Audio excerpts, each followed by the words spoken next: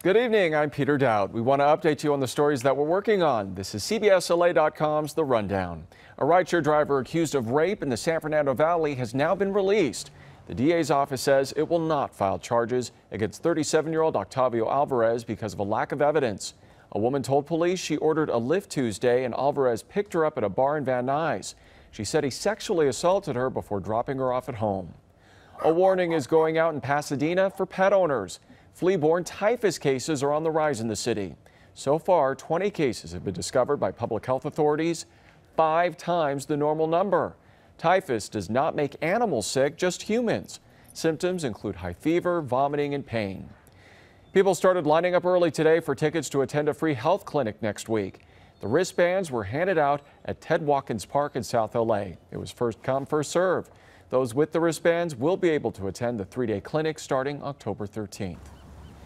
People living along coastal Long Beach are anxiously watching the surf. Big waves are threatening seaside homes. Work crews are piling up sand to create a protective berm. It stretches for about a quarter mile along the peninsula. Now here's Amber Lee with a look at the weather. Hey, Amber. Hi, Peter. We're actually looking at high tides expected later on tonight, about 8 p.m. for Long Beach. Could be up to 6 foot, and then for other places about 5.9. So definitely bigger than normal tides today. We're also tracking a low pressure system to the north of us that's bringing in the cooler air, the clouds, and also the gusty winds. There is a possibility we could see some very light rain, some drizzle, maybe 1/10 of an inch or less near the coast, and a little bit more as you head toward our high desert and lower desert communities. There could be a stray shower or two. So that's something that we're continue to watch and track, but out the door today was a little bit cooler than normal. 73 still for downtown LA with those winds picking up from the west at about 7 miles per hour.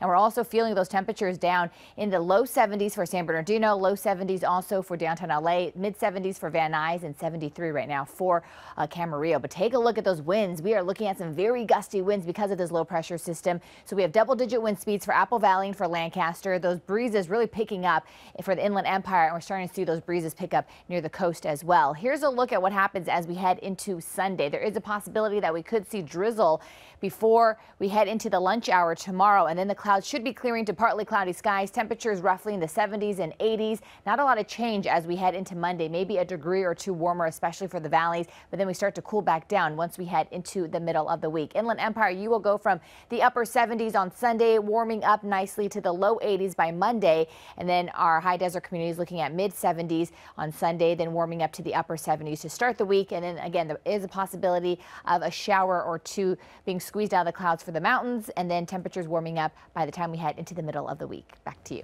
All right, Amber, thanks. Join us on CBS 2 News at 5, 6, and 11 for the latest on your weather forecast and all of our top stories. This has been CBSLA.com's The Rundown. I'm Peter Dowd. Have a great evening.